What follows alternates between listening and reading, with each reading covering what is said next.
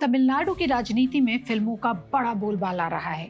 नतीजे तो 4 मई को आएंगे, लेकिन 29 अप्रैल को आए एग्जिट पोल ने बहुत कुछ बदलने की ओर इशारा कर दिया है। एग्जिट पोल में तमिल सिनेमा के जननायक थलापति का पहला पॉलिटिकल शो ही हिट होने जा रहा है। क्या सिनेमा का मसीहा जनता के दिलों पर राज करेगा? ये जानने के लिए पूरा वीडियो जरूर देखिएगा, क्योंकि मैं बात कर रही हूँ विजय की। फैंस उन्हें थलापति कहते हैं। तमिलनाडु की पॉलिटिक्स और फिल्म का रिश्ता हमेशा से खास रहा है और अब 2026 के चुनाव में एक बार फिर इतिहास खुद को दोहराता नजर आ रहा है। थलापति विजय की नई पार्टी टीवीके ने राज्य की राजनीति का समीकरण हिला दिया है। डीएमके और एआईएडीएमके का दशकों पुराना वर्चस्व लड़खड़ाता हुआ दिख रहा है। एग्जिट पोल बता रहा है कि टीवीके इस बार किंग मेकर बन सकती है। कुछ सर्वे तो 98 से लेकर 120 सीटें आने का दावा कर रही हैं। तमिल की राजनीति में एमजी रामचंद्रन, एमजीआर और जयललिता ने अपनी सिनेमाई लोकप्रियता को गरीबों और महिलाओं के उत्थान से जोड़कर एक मजबूत वोट बैंक बनाया था। विजय उसी फॉर्मूले को 21वीं सदी के डिजिटल युग में लागू कर रहे हैं। जहां एमजीआर की ताकत उनका करिश्मा था, वहीं विजय की ताकत उनका करिश्मा और युवाओं और महिलाओं के बीच उनकी बेजोड़ अपील है। जिस तरह से विजय ने खुद को सिनेमा से निकल कर जनता का स्टार बनाया है, वह पुराने दौर के दिग्गजों को याद दिलाते हैं। एमजी रामचंद्रन, जिन्हें तमिल की जनता मक्कल थिलांगम यानी पीपल्स किंग कहती थी, लोकप्रियता को एक मजबूत सत्ताधारी पार्टी में बदल दिया था।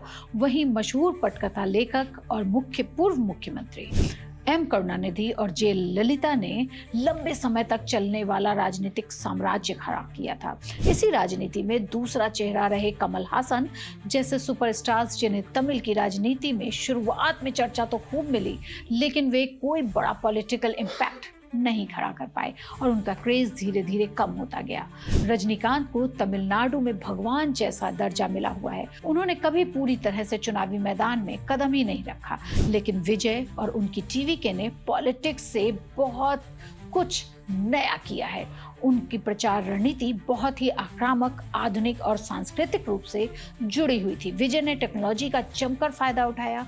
गांव-गांव में होलोग्राम और डिजिटल रैलियां की।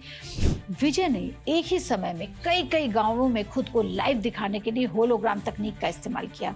इसने उन ग्रामीण मतदाताओं को मंत्रमुग्ध कर दिया जहां पारंपरिक रैलियां नहीं पहुंच सकती थी। महिलाओं के पावर को विजय ने समझा और लोगों को पार्टी से जोड़ने के लिए महिलाओं और मतदाताओं से अपने घरों के बाहर टीवीके के चुनाव चिन्ह सिटी को आकार की रंगोली यानी कोलम बनाने की अपील की।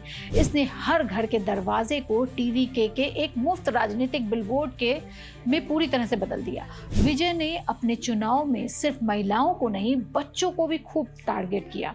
उन्होंने बच्चों से अपील की कि वे अपने माता पिता से टीवीके को वोट देने की जिद करें। सोशल मीडिया पर ऐसे अनगिनत वीडियो वायरल हैं जिनमें बच्चे अपने माता पिता से सिटी को वोट देने का वादा ले रहे हैं। हर एक मोमेंट को उन्होंने यूज किया। वोटिंग वाले दिन यानी 23 अप्रैल को विजय के हजारों समर्थक सफेद शर्ट और खाकी पैंट पहनकर मतदान करने पहुंचे। यह एक साइलेंट लेकिन बेहद शक्तिशाली विजुअल कैंपेन था। वैसे सब कुछ आसान नहीं रहा है, लेकिन फिल्मों में तो कई बार विजय नेता बने, लेकिन क्या 4 मई को जब जनता का पिटारा खुलेगा तो सचमुच डीएमके और एआईएडीएमके के दो पक्षीय वर्चस्व को विजय तोड़ पाएंगे?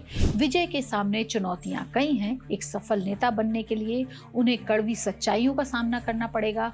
करूर की घटना उनकी जिंदगी का एक दाग है, जिसमें 41 लोगों की मौत हो गई थी। 23 अप्रैल को चेन्नई के ईसीआर बूथ पर जब विजय वोट डालने पहुंचे तो उनके फैंस की भारी भीड़ ने बैरिकेड्स को तोड़ दिया, जिससे बुजुर्ग मतदाताओं को भारी परेशानी हुई। ये घटनाएं याद दिलाती हैं कि एक सिनेमा आइकन होने और एक प्रशासनिक नेता होने के बीच बहुत बड़ा अंतर होता है।